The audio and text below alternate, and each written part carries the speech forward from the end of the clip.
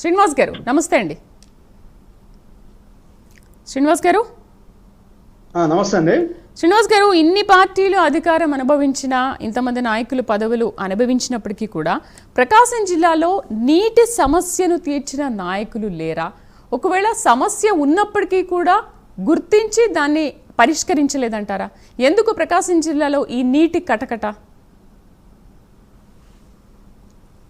Hello చెప్పండి శ్రీనివాస్ గారు. గతంలో అదే పవన్ కళ్యాణ్ గారు ఏదైతే 2029లో జగన్మోహన్ రెడ్డిని అధికారంలోకి రాకుండా చూస్తానని చెప్పారనేటువంటి విషయం మీద ప్రధానంగా మన డిబేట్ జరుగుతుంది. అయితే జగన్మోహన్ రెడ్డి గారు ప్రభుత్వంలో ఉన్నప్పుడు రాష్ట్రంలో మనం చూసాం ఏ విధమైనటువంటి అరాచకం ఉందో. ఇవన్నీ కూడా లా అండ్ ఆర్డర్ కంట్రోల్లో లేకుండా అందరిని కిడ్నాప్, ఇండస్ట్రియలిస్టులను కానీ మహిళలను కానీ మరి కిడ్నాప్ చేయటము, ఇవన్నీ కూడా మనం చూసాం. అదేవిధంగా సంక్షేమ కార్యక్రమాల పేరుతో కూడా లక్షల కోట్ల రూపాయలు వాళ్ళ అకౌంట్లో అంటే పెద్ద ఎత్తున చేసి రాష్ట్రం అప్పులమయమైనటువంటి ఇష్యూ కూడా మనం చూసాం.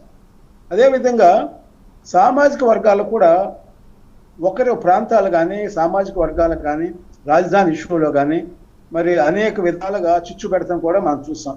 ఏ ప్రభుత్వం అయినా ప్రజల యొక్క ఆ రాష్ట్ర ప్రజల యొక్క సమస్యలు తీర్చేటట్లుగా ఉండాలి. అదేవిధంగా మహిళలకు రక్షణ ఉండాలి. తర్వాత అన్నిటికన్నా ముఖ్యంగా పరిపాలన మరి శాంతి భద్రత పరంగా చూసుకున్నా కూడా 3 పూలు 6 కాయలుగా ఉండాలి.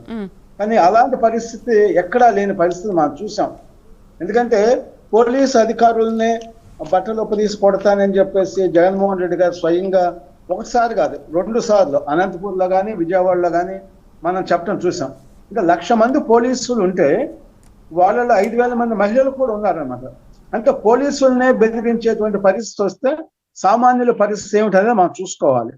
అయితే నిన్న జగన్మోహన్ రెడ్డి గారు సోషల్ మీడియా ప్రోగ్రామ్ ఒకటి పెట్టారు, పార్టీ ఆఫీస్లో పెట్టినట్టున్నారు.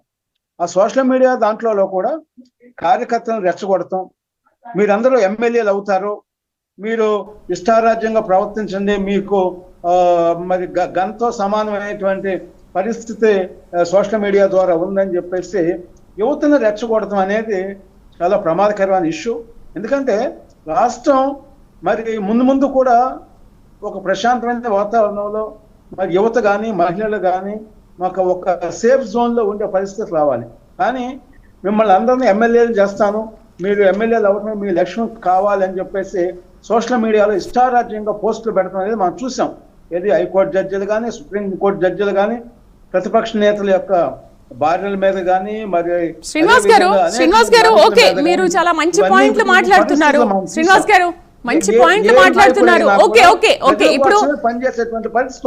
ఇప్పుడు మన టాపిక్ ఏంటంటే, ఎందుకు ప్రకాశం జిల్లాలో ఇన్నేళ్ల నుంచి ఈ నీటి సమస్య ఎందుకుంది అంటే 75 సంవత్సరాలు అయిపోయింది స్వాతంత్రం వచ్చి. అంటే స్వాతంత్రం వచ్చి ఇన్నేళ్ళు అయినప్పటికీ కూడా అక్కడ అసలు నీటి సమస్యకు పరిష్కారం ఇంతవరకు లభించలేదు. కూటమి ప్రభుత్వం అధికారంలోకి వచ్చిన తర్వాత మొదటిసారి 1290 కోట్లతో మొదటి ఫేజ్ లో ఈ పనులు ప్రారంభించాము, ఈ పథకానికి శ్రీకారం చుట్టారని అంటున్నారు. ఎందుకు 75 సంవత్సరాలు అయినప్పటికీ కూడా ప్రకాశం జిల్లాలో ఇంతమంది నాయకులు అధికారులు సీఎంలు మారుతున్నప్పటికీ కూడా ఎందుకు ఆ సమస్యను పరిష్కరించలేదు? అంతకుముందు జగన్ ప్రభుత్వం కావచ్చు, అంతకుముందు టీడీపీ ప్రభుత్వం కావచ్చు, ఇంకొకసారి టీడీపీ ప్రభుత్వం కావచ్చు, ఎందుకు సమస్యను తీర్చలేకపోయింది? ఇప్పుడు మాత్రమే ఎందుకు తీర్చింది? అంటే మీకు వెలిగొండ ప్రాజెక్ట్ ఉంది, వెలిగొండ ప్రాజెక్ట్ కూడా మరి జగన్మోహన్ రెడ్డి గారి హయాంలోనే పూర్తి చేయాలి. కానీ జగన్మోహన్ రెడ్డి గారి హయాంలో పూర్తి చేయలేదు. అది పూర్తి చేయకుండా దాన్ని పెండింగ్ పెట్టి దానికి శంకుస్థాపన చేయటం ఎందుకు కూడా చూసాం.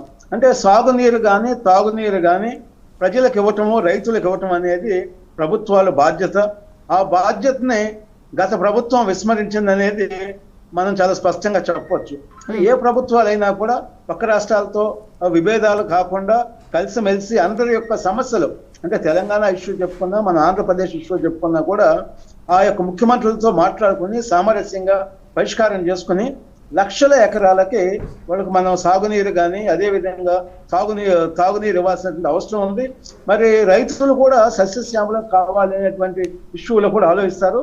ఆ పరంగా కూటమి ప్రభుత్వం ఇప్పుడు పనిచేయాలని కొంత డెవలప్మెంట్ ఇది మనకి వెలుగొండ ప్రాజెక్ట్ చూసుకుంటే చేస్తున్నారు. అదేవిధంగా బనకచర్లు చూసుకున్నా కూడా ఇవన్నీ కూడా సాగునీటి ప్రాజెక్టుల విషయంలో ముందు చూపుతో కూటమి ప్రభుత్వం ఉందనేది మనకు స్పష్టంగా తెలుస్తుంది. అందులో జగన్మోహన్ రెడ్డి గారి హయాంలో ఈ విధమైనటువంటి ప్రాజెక్టుల మీద ముందు చూపుతో యాక్టివిటీ చేయలేదు. అందువల్ల ఇన్ని సమస్యలు వచ్చినాయని మనం చెప్పుకోవచ్చు మనం.